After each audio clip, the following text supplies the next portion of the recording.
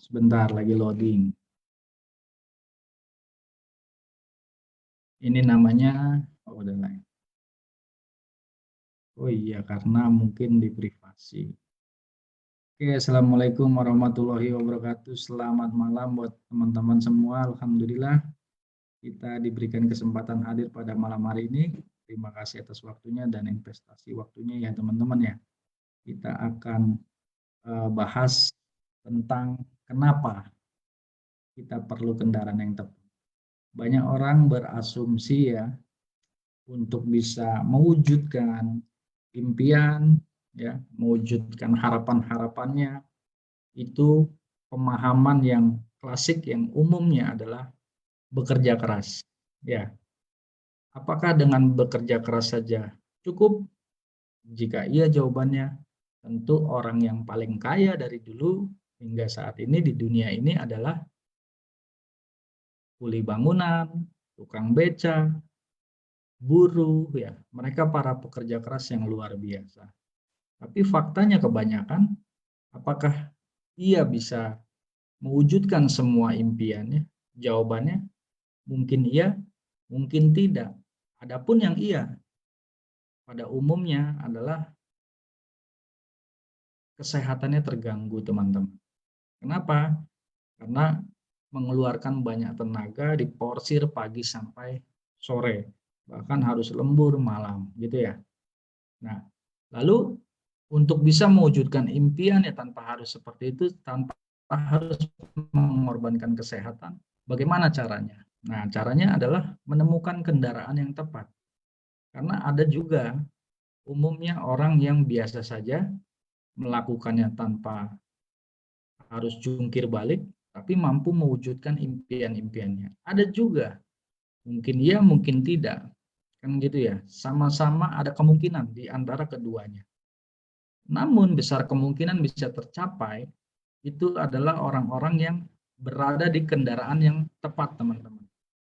Sama halnya teman-teman ingin mengarungi samudra, tentu butuh kapal besar, butuh nahkoda yang handal, butuh kapten yang handal. Nggak mungkin teman-teman mengarungi samudra di dunia ini, 5 benua gitu ya, mencapai pulau bahagia, teman-teman menggunakan perahu getek atau perahu rakit. Ada badai sedikit, terbalik. Ya enggak? Ada badai sedikit, kita yang taruhannya adalah kematian. Nah, tentu perlu kendaraan yang tepat. Sama halnya teman-teman mau pergi ke bulan, yang tadi saya sampaikan, perlu yang namanya roket agar bisa sampai ke bulan. Nggak mungkin naik sepeda kumbang, naik angkot, ya. Maka perlu kendaraan yang tepat. Nah, ketika kita sudah berada di kendaraan yang tepat, kita punya harapan, kita punya tujuan, kita punya impian, tentu tidak hanya berpikir saja, tentu tidak hanya berangan-angan saja. Katakanlah saya mau dari Jakarta mau ke Surabaya. Saya berpikir bahwa untuk ke Surabaya diperlukan ongkos katakanlah 500.000. Saya punya uangnya 500.000. Terus oh iya beli tiketnya di terminal Kampung Rambutan misalkan untuk mencapai Surabaya. Turunnya di mana? Oh iya saya tahu. Tapi kira-kira saya akan sampai atau tidak? Ketika saya sudah tahu naik bis apa, terminalnya di mana, uangnya sudah ada, tapi kira-kira saya sampai tidak sampai tujuan di Surabaya. Tentu tidak akan sampai apabila saya hanya berpikir saja, saya hanya menganalisa saja tanpa ada sebuah tindakan, tanpa ada sebuah gerakan. Yang ada hanyalah apa? Mau 1 hari, 2 hari, 3 hari, 4 hari, saya tidak akan pernah sampai pada tujuan. Nah, semoga apa yang saya sampaikan mudah dipahami oleh teman-teman semua. Oh iya ya, bahwa kerja keras saja tidak cukup untuk mencapai tujuan. Bahwa kita punya segalanya, misalkan uang, pengetahuan, lalu kita sudah berada di kendaraan yang tepat, tapi kita tidak pernah akan sampai kalau kita tidak action. Ya enggak? Oh iya ya, kita enggak akan pernah sampai meskipun kita tahu segalanya. apabila kita tidak action. Nah, lalu berikutnya, ini yang luar biasa. Analogi yang berikutnya adalah teman-teman punya HP canggih sekalipun. Punya HP canggih sekalipun, teman-teman mau, misalkan tujuannya adalah nggak mau capek, nggak mau ribet, membeli sebuah barang, misalkan online gitu ya, barang impiannya. Kira-kira teman-teman hebat canggih sekalipun nih handphonenya, kalau nggak ada sinyalnya, kalau nggak ada kuotanya, kira-kira nih bisa nggak beli di toko online? Kalau nggak ada sinyal atau kuota, nggak akan bisa teman-teman. Bahkan di posisi sebaliknya, teman-teman dibayar mahal sekalipun, menjadi kurir sebuah toko online misalkan. Ya. Lalu teman-teman punya kendaraan yang canggih, yang dahsyat, ya, punya handphone yang dahsyat gitu ya. Terus punya kesehatan yang dahsyat, pokoknya semuanya perfect lah. Tetapi teman-teman mengirim barang sekalipun tanpa punya tujuan, mau dihabiskan berapa hari sekalipun, membuang bensin berapa nominal sekalipun, teman-teman nggak akan sampai pada tujuan karena nggak punya tujuannya. Atau analogi mudahnya, teman-teman punya uang 1 miliar, ya, teman-teman punya uang 1 miliar, lalu teman-teman mau pergi ke suatu tempat, naik taksi dengan berkata, Pak, antarkan saya, Pak. Oh siap, Pak. Oh tahu siap, Bu, gitu ya. Silakan naik. Siap, Pak. Mau kemana tujuannya? Udah, Pak, jalan aja. Pasti saya bayar. Jalan. Supir taksi itu ya karena dibayar oke-oke aja ya enggak. Karena nggak punya tujuan, dalam satu hari kemungkinan ya udah 10%-nya tuh uangnya habis. Mau berhari-hari 1 miliar itu akan habis. Kita nggak akan pernah sampai pada tujuan. Kenapa? Karena supir taksi mah juga oke-oke aja, lu nggak punya tujuan, yang penting gue anterin, gue dibayar, selesai. Tinggal kasih alarm, Pak, tagihannya, argonya sudah 1 miliar, Pak. Kita jalan selama 1 bulan nih, Pak, udah menghabiskan 1 miliar. Bapak sebenarnya mau kemana, Pak? Ah, udah 1 miliar ya, sudahlah stop di sini aja, Pak. Karena duit saya udah habis, saya punya uang 1 miliar. Buang 1 miliar, nggak sampai tujuan. Kan rugi, rugi uang, rugi waktu. Ya nggak? Supir taksinya senang-senang aja, karena tugas dia mengantarkan. Nah itulah kalau nggak punya tujuan. Bagaikan pemain bola ingin menggolkan bolanya, tapi tanpa gawang, capek teman-teman. Nah, dari beberapa analogi yang saya berikan, kerja keras saja tidak cukup, ya, punya tujuan saja juga tidak cukup tanpa action. Nah, action pun nggak punya tujuan, juga nggak cukup. Meskipun kita di kendaraan yang tepat, tanpa ada maunya action, ya, belajar, kita nggak akan pernah sampai tujuan. Nah, semoga ini bisa dipahami. Ya, punya semangat saja tidak cukup, punya keyakinan saja tidak cukup, punya kerja keras saja juga tidak cukup. Terus punya uang juga belum tentu berhasil, karena uang itu juga belum cukup. Contohnya tadi naik taksi 1 miliar nggak nyampe tujuan, karena nggak punya tujuan. Jadi ada uang pun nggak cukup. Nah, sama seperti laptop yang saya pakai, handphone teman-teman yang teman-teman pakai, motor yang teman-teman pakai, gitu ya. Semua bisa diakses, ya, bisa digunakan. Itu karena adanya komponen masing-masing yang disatukan. Betul nggak? Karena ada bannya, karena ada starternya, ada gasnya, ada bensinnya, motor bisa nyala, dan lain-lain. Laptop juga ada komponen yang saling berkesinambungan, ada elektromagnetiknya, ada arus sinyalnya, dan lain-lain. Handphone juga Anda begitu, ya nggak? Ada mikrofon, elektromagnetiknya, kompresor, CPU-nya, dan lain-lain. Semua komponennya saling berkesinambungan. Jadi modal keyakinan saja tidak cukup. Semua komponennya disatukan. Keyakinan, semangat, mau action, mau belajar, dan lain-lain. Semuanya disatukan komponennya. Adapun satu komponen yang hilang, itu nggak bisa berjalan lancar. Contoh, Anda naik motor, motor Anda komponennya lengkap. Kebayang nggak kalau satu komponen, satu rodanya nggak ada? Bisa jalan nggak? Kecuali Anda pemain sirkus ya, gitu ya. Pemain sirkus bisa-bisa aja sih, nyampe. Tapi kan hanya segelintir orang gitu ya. Dan itu akan dilihatin orang naik motor dengan roda satu. Pertanyaan saya kalau lampu merah bingung tuh, ya nggak? Jadi semua komponennya harus disatukan. Kita nggak bisa sekedar punya mindset baik juga nggak bisa. Banyak kok orang cerdas di Indonesia. Mindsetnya kalau diomongin teori, wow, beradu sama profesor juga luar biasa, adu teorinya. Tapi apa kita nyampe tujuan? Karena modal mindset saja tidak cukup. Modal teori saja tidak cukup. Modal keyakinan saja tidak cukup. Semangat juga tidak cukup. Action gila-gilaan tanpa tahu polanya juga tidak cukup. Gagal berpola, sukses juga berpola. Terus mau modal apa lagi? Nah, nggak bisa salah satu komponen saja, teman-teman. Jadi semua komponen. Sama seperti kita menginformasikan kabar baik peluang bisnis syariah ini ya, kita nggak bisa satu komponen saja. Kita memberikan sebagai konsultan. Nggak bisa sebagai marketing, sebagai sales, tapi sebagai konsultan. Di dalam konsultan itu kita punya ada personal branding kita, tumbuh dengan sendirinya, pelayanan, memberikan kebutuhan, memberikan solusi.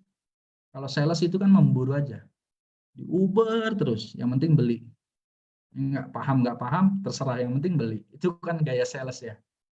Gaya marketing, menginformasikan apa yang dia jual, lalu memberikan kebutuhan yang tepat, memberikan pelayanan. Tapi ketika orang itu mendapatkan sebuah masalah atau keluhan atau kendala gitu ya, kita juga bingung, nggak bisa memberikan solusi yang efektif. Kenapa ya? Karena marketing tujuannya. Tapi di dalam komponen itu kita wajib jadi konsultan. Konsultan aja dulu, marketing dan penjualan akan mengikuti. Jadi komponennya itu nggak bisa terpisahkan. Nah, oke, semoga bisa dipahami ya teman-teman. Sekarang pertanyaannya, kalau saya tanya nih, tujuan teman-teman join di bisnis network marketing, tujuannya adalah ingin passive income. Nah, sering saya katakan kalau passive income 100%, 1000% nanti. Kalau sudah kita mengakhiri hidup di dunia ini. Kita baru berpikir durian, di surga udah nongol durian. Ya enggak? Itu 100% autopilot namanya. Tapi kalau passive income, di dunia ini kita masih hidup, ya boleh dikatakan 90% lah ya. 80 sampai 90. 20 atau 10%-nya kita tetap bekerja, teman-teman. Karena yang 100% hanya ada di surga. Gitu ya. Kita mau mikirin ini udah nongol, baru mikir udah nongol ya kan. Nah, sekarang saya tanya nih, teman-teman di sini siapa yang mau memiliki kebebasan waktu? Siapa yang mau memiliki kebebasan waktu? Nggak apa-apa. Di chat, dijawab di chat aja nggak apa-apa, teman-teman. Di chat aja ya. Di chat, dijawabnya di chat. Jangan di dalam hati. Jadi saya bisa tahu nih siapa yang pengen punya kebebasan waktu. Jadi kita sedikit keram otak nih, sharing malam, pembukaan malam hari ini ya.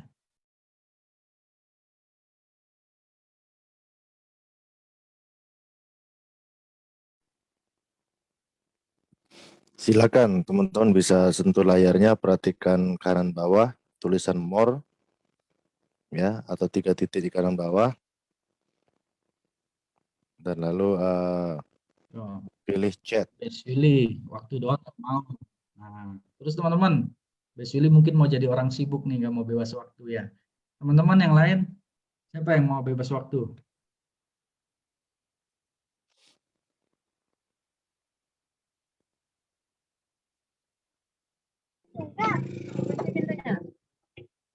Minta izin, Saya Bes. sambil seruput kopi.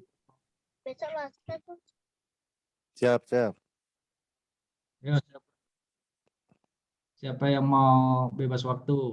Saya mau banget, Bes Sumirin. Oke, Bes Badarudin, saya mau bebas waktu. Oke, siapa lagi nih? Saya nggak mau.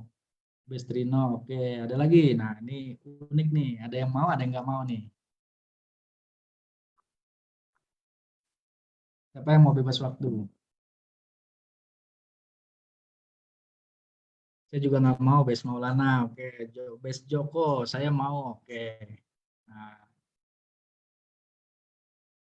oke, jadi teman-teman, kalau bebas waktu, jujur, ya ini jujur pengalaman saya pribadi. Kalau bebas waktu 100% bahkan, saya udah mengalami bebas waktu teman-teman. Kalau saya ditanya, Bespai mau bebas waktu? Saya nggak mau. Kalau saya nggak mau bebas waktu, kenapa?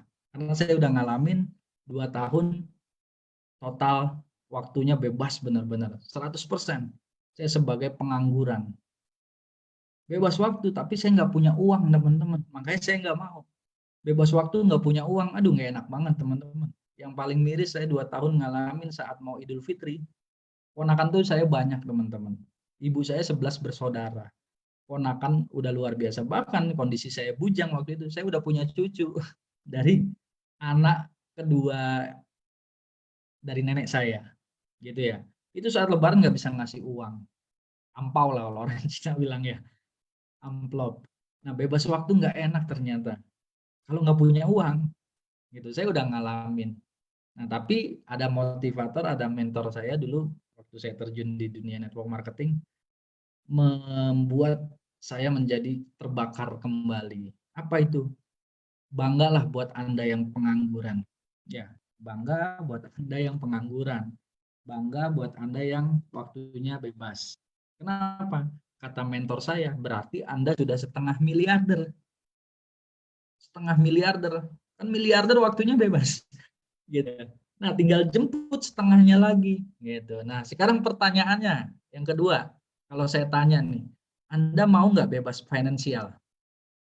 Nah, pertanyaannya, siapa yang mau jawab silakan. Pertanyaan yang kedua, mau nggak bebas finansial, bebas keuangan? Silakan di menu chat.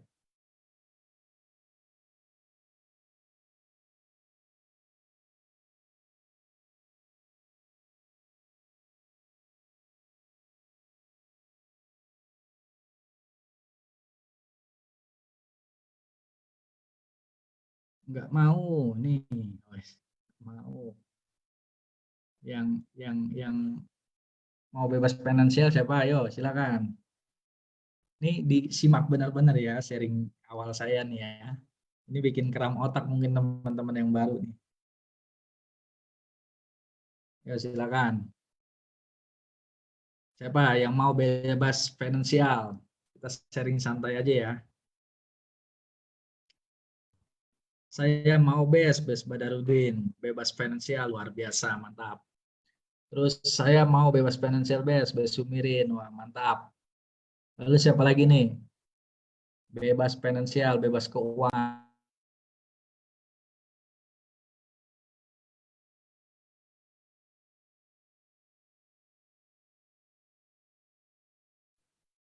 Silakan teman-teman. Siapa lagi yang mau? Bes Suparni mau bebas finansial, Bes Rehana, Bes Siti.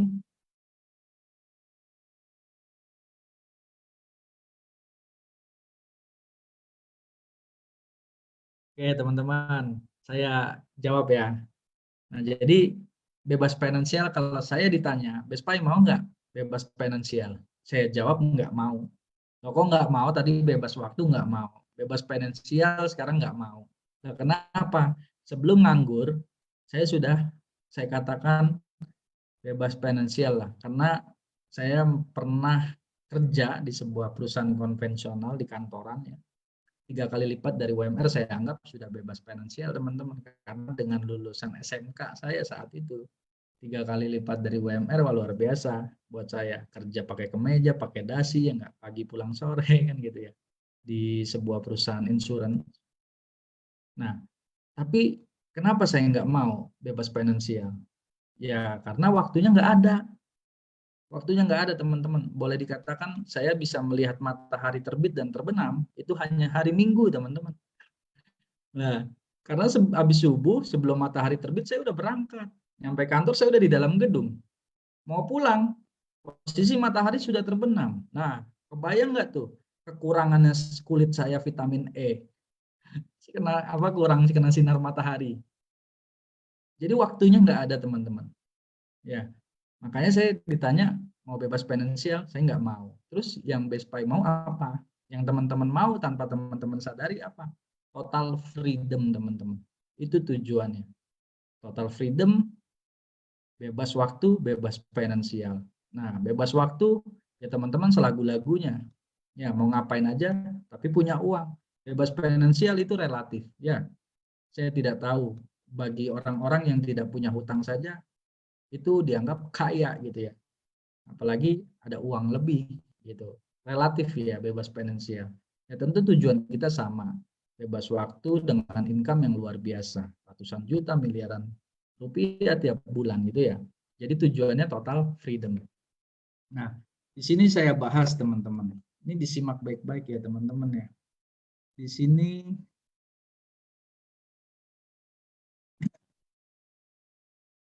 saya ketik ya. Kelihatan kan ya whiteboardnya ya.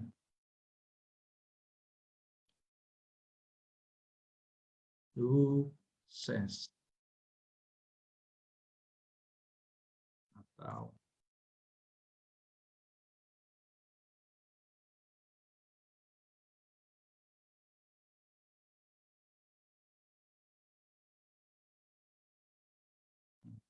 atau total freedom.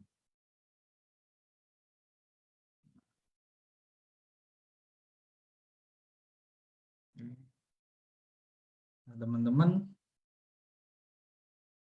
masa kekecilan ya kalau di HP ya? Kekecilan enggak? Kekecilan ya? Ya, agak kekecilan, Wes. Ya, ditulis masalahnya saya nggak pakai tablet ya, pakai inian.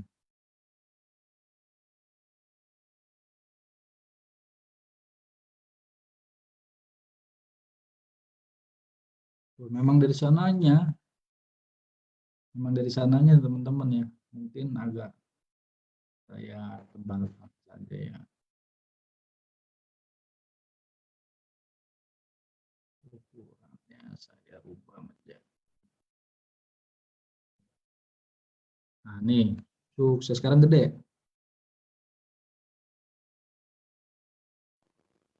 Ya,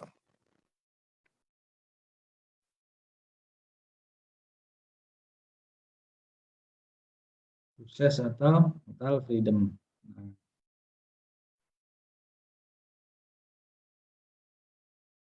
kelihatan ya garisnya ya.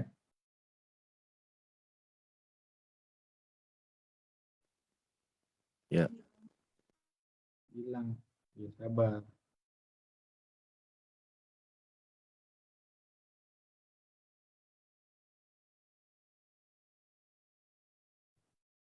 Mana sih pennya? Nyari pen. Oh, hilang sih. Sabar ya teman-teman ya tuh. Saya aja nggak lihai. Saya aja nggak lihai. Sabar. Sabar. Orang sabar pipinya lebar. Tenang. Nah, semoga ini nggak hilang. Oh, nggak hilang kan? Nah, ini teman-teman ya. Duh, saya jadi lupa tuh. Terus Yuli sih ngomong mulu di belakang saya. Nah, ini teman-teman ya. Jadi kita di sini punya yang namanya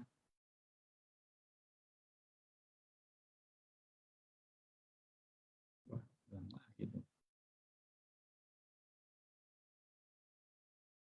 Punya yang namanya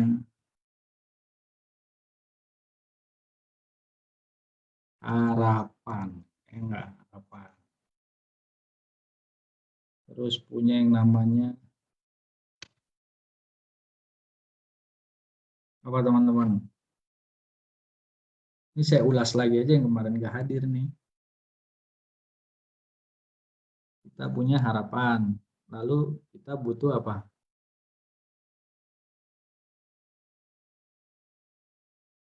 Ayo, ada yang ingat nggak?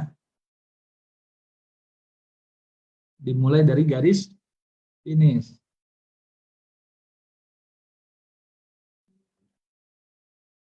impian, nah, kendaraan, nah, terus nah, tujuan ya. Harapannya apa nih? Enggak, tulisannya kegedean nih. Harapannya apa? Coba di menu chat. Harapan teman-teman apa? Mau punya income per bulan sekian kah? Atau mau punya mobil kah? Rumah kah? Umroh kah? Haji kah? Dan lain-lain lah ya.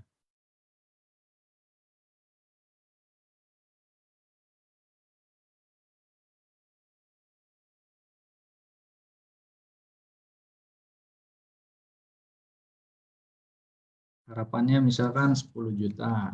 Ya, 10 juta per bulan.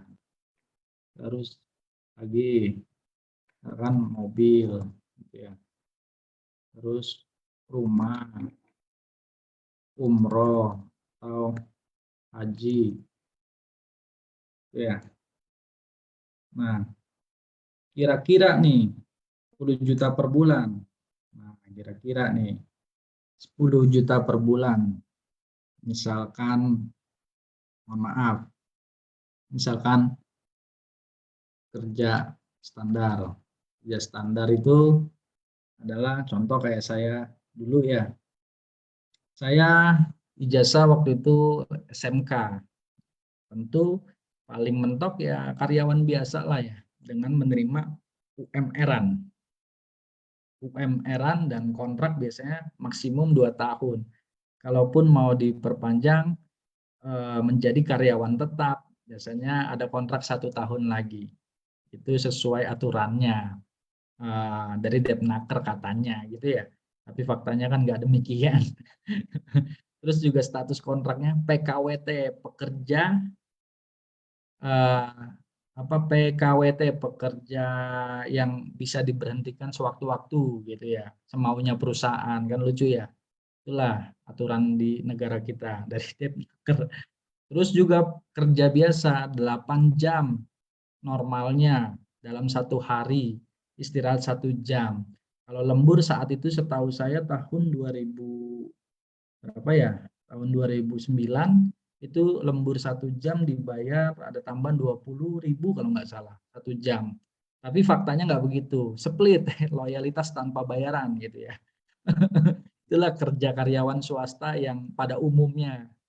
Itu faktanya, tapi kalau bicara aturan katanya gitu ya.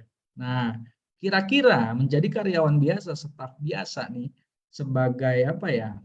Karyawan UMR-an atau UMP-an, upah minimum rakyat, upah minimum pemerintah gitu ya.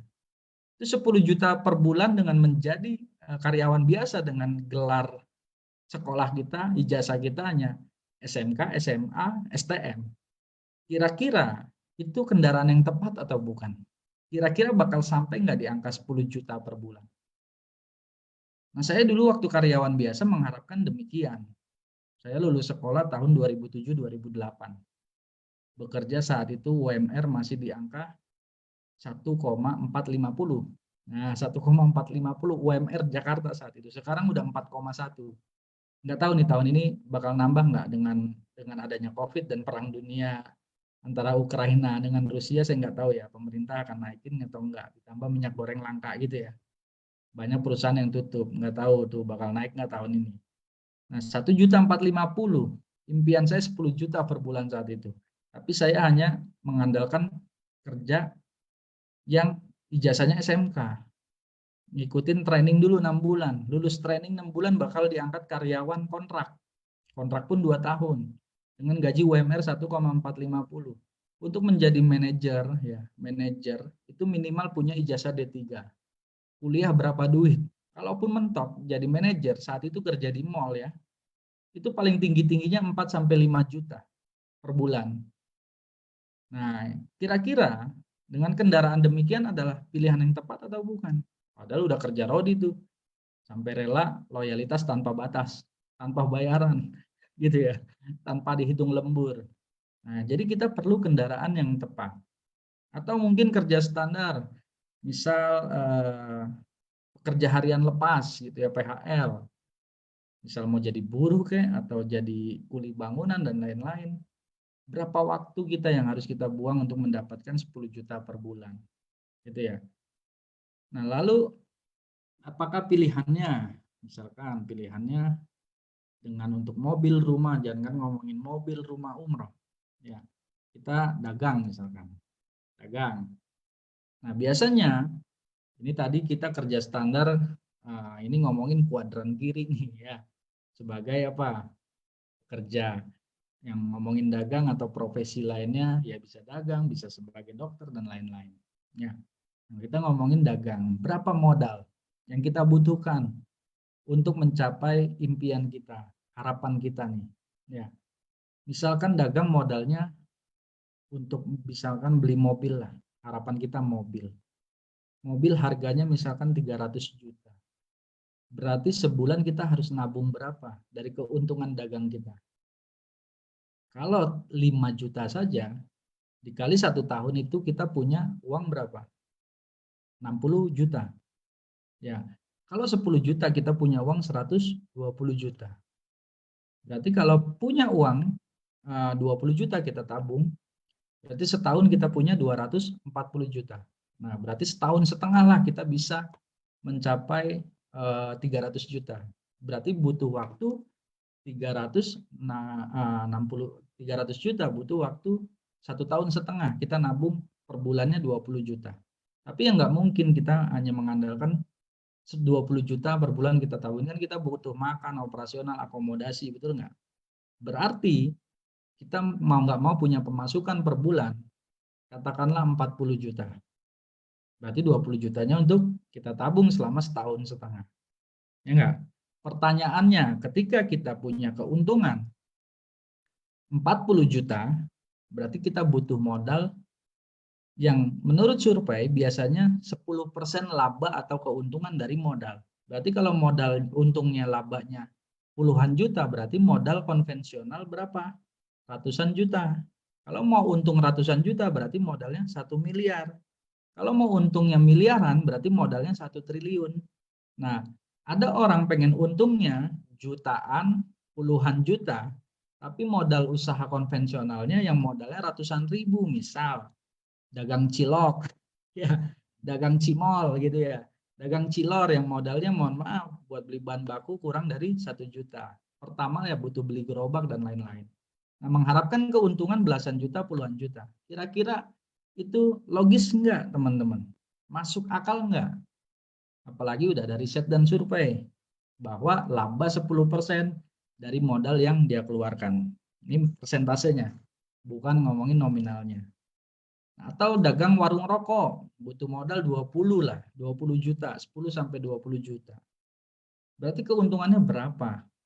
Paling ratusan ribu. Ya, atau 1 juta, 2 juta. Gitu ya.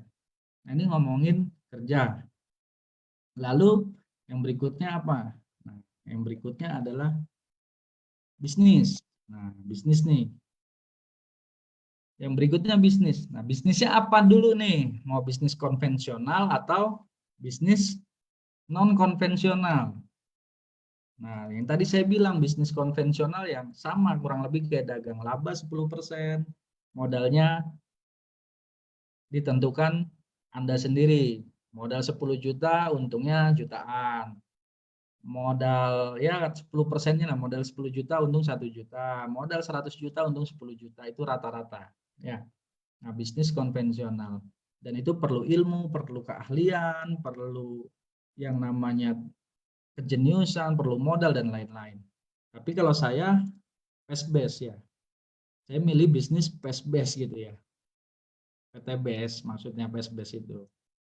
Nah, di sini nggak perlu keahlian khusus, ya nggak perlu tempat, nggak perlu jenius untuk mikirin sistem dan lain-lain gitu ya. Nah, modalnya kita ketahui ya hanya jutaan gitu ya. Taruhlah 2 juta, 100. Tapi potensinya, nah potensinya 1,67 miliar. Nah, ini yang saya pilih. Nggak perlu tempat, nggak perlu keahlian khusus, nggak perlu mikirin sistem, ya nggak perlu mikirin legalitas, udah ada yang ngurus, nggak perlu mikirin prestasi dan tetek bengek lainnya. Modal 2 juta dengan potensi miliaran. Nah, ini saya memilih kendaraan ini. Dan dahsyatnya, ya, dahsyatnya di sini sistemnya adalah syariah.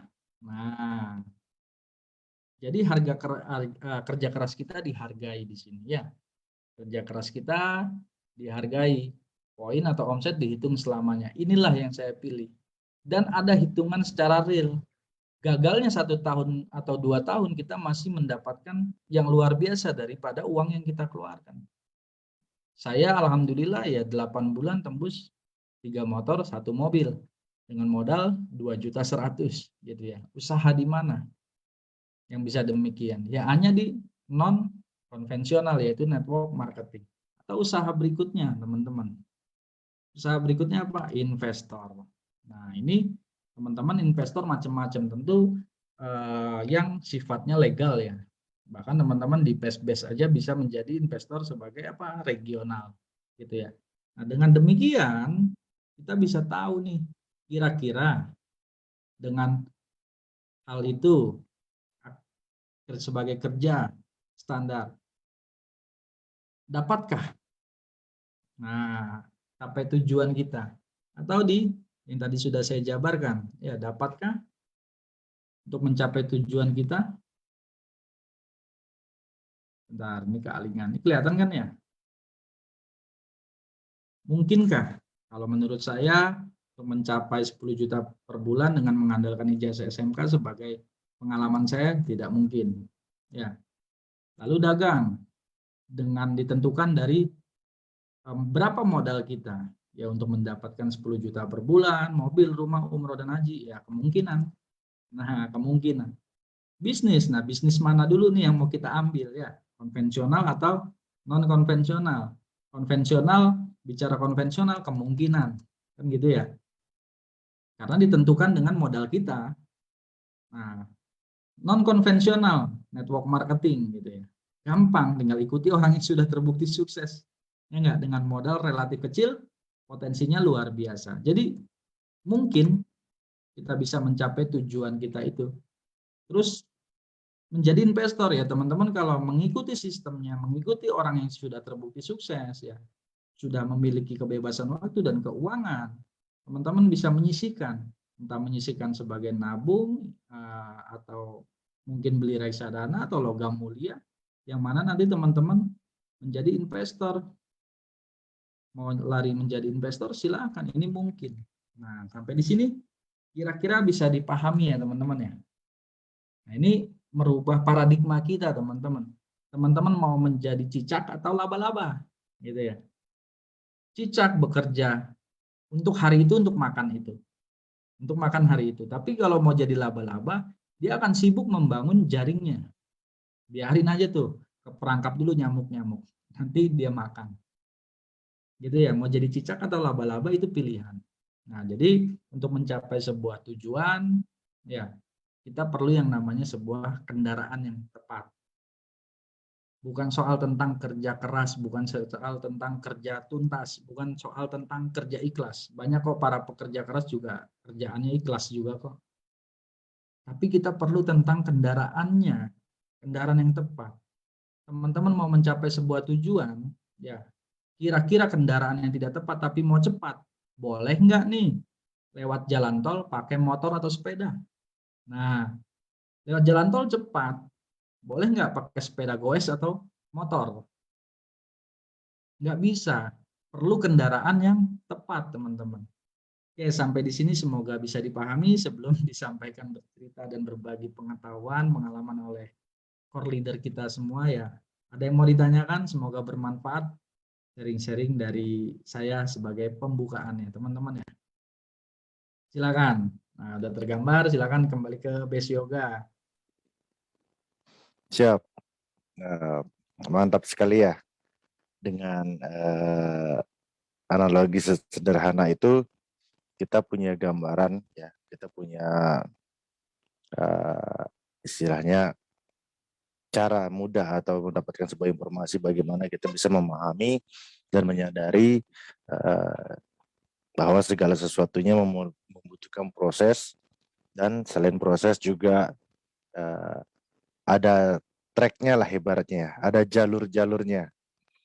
Nah, atau dengan bahasa yang disampaikan Mas Didi tadi yaitu dengan kendaraannya.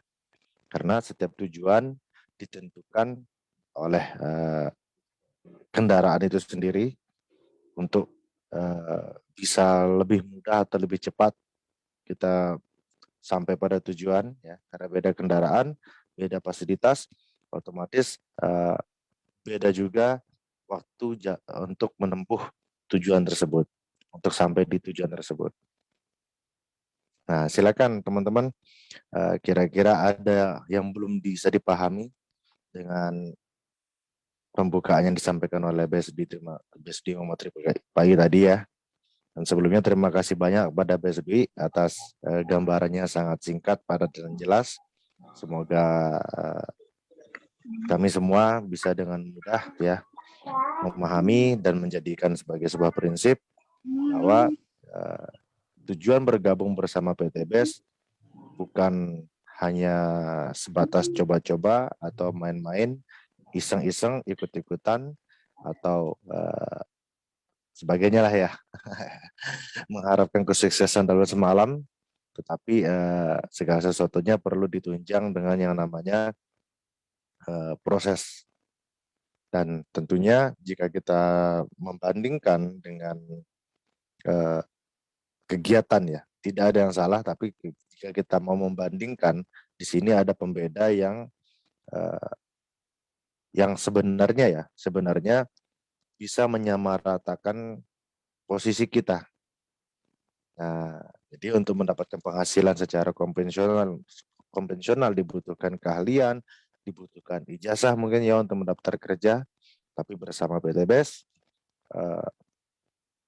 kita bisa sama-sama menjalankan bisnisnya dengan cara yang sangat mudah, tanpa melihat latar belakang apapun, tanpa membutuhkan sebuah keahlian khusus ya yang ditunjang oleh pendidikan, tetapi di sini kita bisa menjalankan bagian-bagian yang memang perlu kita yang menjadi bagian kita.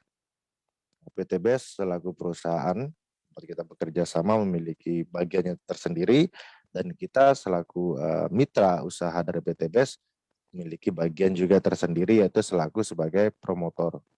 Tetapi seperti yang saya sampaikan di awal tadi bahwa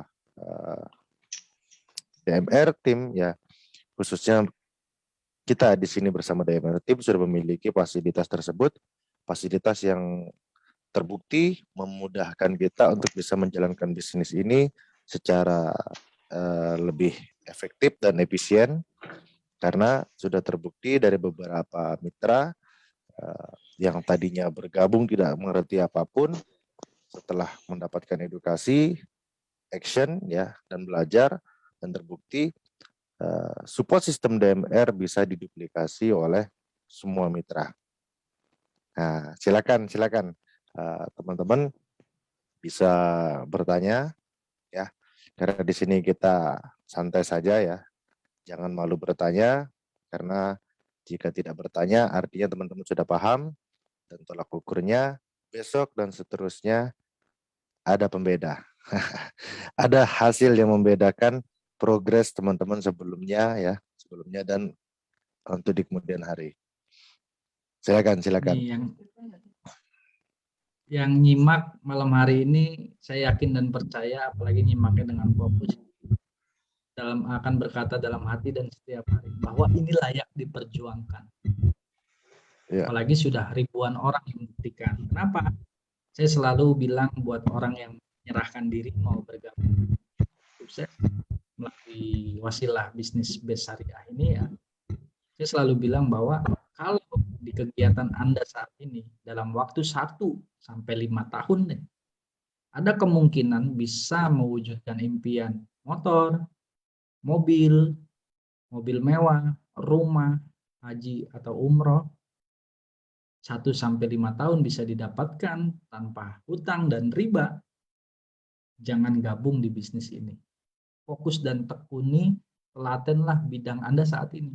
Karena daripada buang waktu, kasihan.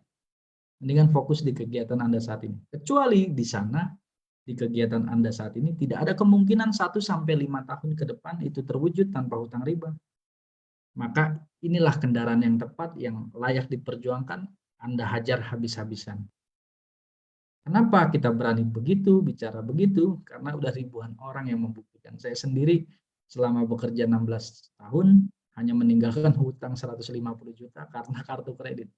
Ya, dan meninggalkan dunia yang uang panas ya kerja di konvensional, saya putuskan fokus totalitas tekuni bisnis ini 8 bulan bisa mendapatkan 3 motor 1 mobil. Yang kalau ditotalkan belum termasuk bonus lainnya, itu lebih daripada 210 juta. Nah, artinya apa? Ini layak sekali diperjuangkan. Apalagi Anda yang nyimak dengan fokus, layak sekali diperjuangkan. Nah, semoga bermanfaat teman-teman yang belum tersadarkan, sadarlah segera, actionlah segera dengan totalitas, dengan fokus, hajar habis-habisan, berdarah-darah meskipun lompat ke jurang, jatuh ke jurang, nggak apa-apa. Sakitnya hanya sementara. Tundalah kesenangan demi kesenangan sejati.